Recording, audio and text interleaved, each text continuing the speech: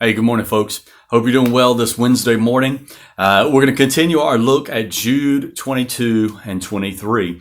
We said on Monday we're taking a look at it going backwards, though. So let's read Jude 22 and 23 real quick just to get us up to speed. And of some have compassion, making a difference, and others save with fear, pulling them out of the fire, hating even the garment spotted by the flesh.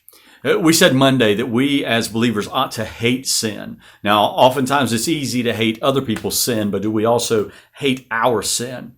Now, what would be our goal in hating sin? And in our own lives, of course, our goal in hating our sin would be to live as we should for Christ. Not to give in to the sin that so easily beset us and weigh us down and hold us back from serving Him.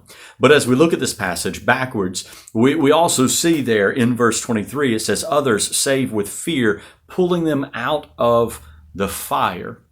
If we could, I mentioned on Monday that I had looked at different commentaries and different versions of these verses of what they said, and that same one that said that sin, hating that sin that stinks to high heaven is the way it phrased it.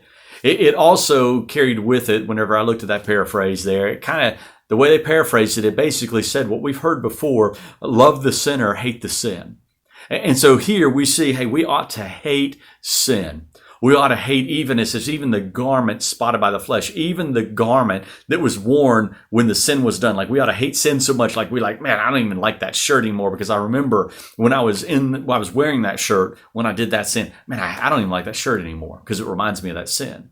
And when we have that idea, we hate sin so much. But as we go backwards, walking through verses 22 and 23, when we go backwards, we see this idea that we ought to, it says, and others save with fear, pulling them out of the fire. When we really hate sin, our own sin to begin with, but then also we hate sin and what it does to other people, then we're going to put ourselves out there and try to save people from the fire of hell. We're going to go out of our way to see the sinner who is trapped by the sin, and we're going to put ourselves out there to save them from the fire. If you were driving down the road today and you happened to look over and you saw smoke billowing out of a house and there was no one around, there were no fire trucks around, there were no police officers, there was nobody anywhere around, there weren't neighbors running to that house with water hoses and buckets of water, nobody was there, but you saw smoke pouring out, what would you do? I would like to think all of us, we would first grab our cell phones, call 911 so that the fire trucks and the other first responders would get on the way. But then the next thing we would do, we'd pull up into that yard. We wouldn't care about their flower bed or whatever. We'd get up in that yard, start blowing the horn as loud as we could. We'd get out of our vehicles. We'd run to the door, banging on the doors, the windows, yelling, asking if anyone was there, trying to find some way to get into that house to see if there was anybody trapped inside there. We would do whatever we could to pull them from the fire. Listen, right now, all around us, there are people lost and on their way to the flames of hell.